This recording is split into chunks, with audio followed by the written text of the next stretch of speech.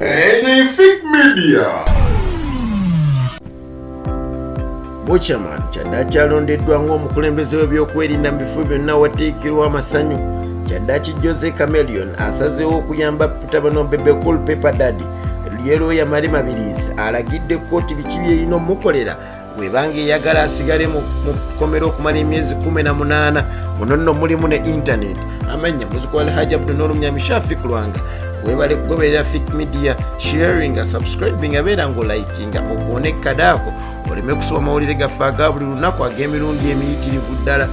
Era nkwebaza okulaba interview zaffe ez'enjawulo ey'omusezi mwajagadde nnyo. Butcherman alondeddwa nga omukulembeze w'ebyokwelinda mu bifo byonna wateekeddwa amasanyu gamba nga launch, concerts wamu n'emikolo egy'enjawulo ddala nga gy'amasanyu.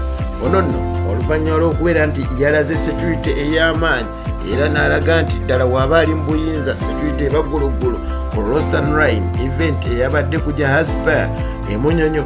Era nno omukulu Dias Walugembe ono mukozi wa Spark TV yavuddeyo n'abeera ng'akakasa security ey'omukulu ono gye bayita security bainako akulemberwa omukulu ono Butcherman yalondeddwa omukulu Salim Saleh okubanga yeduumira ebikwekweto byonna ebiba bikolebwa nga waliwo akabaga akateekeddwawo oba concert oba launch ez'enjawulo. Ono nno kyaddiridde okuba nti kati agenda kudda mu bigere bya Dickson Bond Okello era yali akola ekyo. Ono Butcherman jjukira nti kyaddiridde oluvannyuma lw'okulangirira nga bw'agenda okuddayo yeegatte ne munywanyi we Bobi Wine bwe baali mu kibiina ekya Firebase Crew.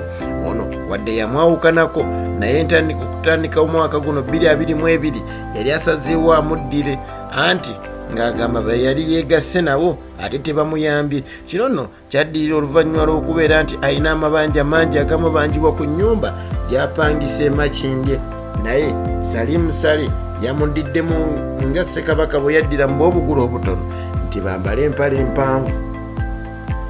Kati Joseph Chameleon Mayanja asazeewo okuyamba mutabani wa Bebe Cool Pepper Daddy era oluvannyuma lw'okumala akaseera ng'amusaba abeere ng'ate amuwa omwana ono amuyambe abeere ng'amukwatizaako. Jjukira nti ye Bebe Cool yavaayo n'agamba nti tagenda kuwa mutabani we kolabo olw'ensonga ayagala akule yekka yeekuze abawagizi basobole omumwagala aleme kubanga akozesa kifaananyi kya kitaawe. Wadde Bebe Cool atambula ne mutabani we mu concerts ez'enjawulo yavaayo n'agamba nti atambula naye lwa nsonga baba muyise ku concerts ezimu. Ye Joseph Chameleon Mayanja oluvannyuma lw'okusaba mutabani wa Bebe Cool Pepper Daddy nti mumpe muyambe, ono nno yamaze n'amumuwa era kakati wenjogerera baalabiseeko nga bali mu private jet nga boolekera Congo ate bagende bakuba omuziki. Jjukira nti ye Joseph Chameleon Mayanja e Congo bamwagala nnyo era waba agenzeeyo buli omu amuwuliriza oluvannyuma lw'okuba nti era bingi byasuubira okukolayo ne kolabo egenda okubanga evaayo. Ono nno ye Joseph Chameleon Mayanja ye lawyer MABIRIZI alagidde kkooti by'erina okukola webanga eyagala asigale mu kkomera.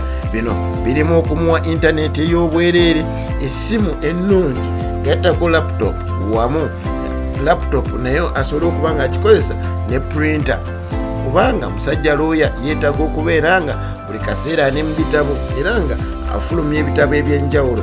Abagambe singa munaamunkoledde ebyo anze siina kya tapu yonna gye ngenda kubanga nkola wabula ndi wagumikiza emyezi 18 nsigale muno ate nga nkakkalabya emirimu. Ono nno kyaddirira oluvannyuma lw'okubeera nti yalengeza omulazi Sekaana era bw'atyo n'abeera nga yakwatibwa. Male MABIRIZI jjukira nti amuvunaana y'omu ku abo lawyer Lutalo bwe baali naye mu musango gw'omukulu Pastor Aloysius Bugingo. Naye Lutalo ye munnaye Yesu yeekyukira mu lyerye n'abeera ng'ate yamudda emabega n'asobola okuba ng'ate y'omu kuba musindiikiriza okugenda mu kkomera. Naye akwagaliza ekkomera ddala aba akwagaliza ntaana naye yali ayagaliza munne ekkomera. Omukama akunkomere sigadde nze muzikwala Haji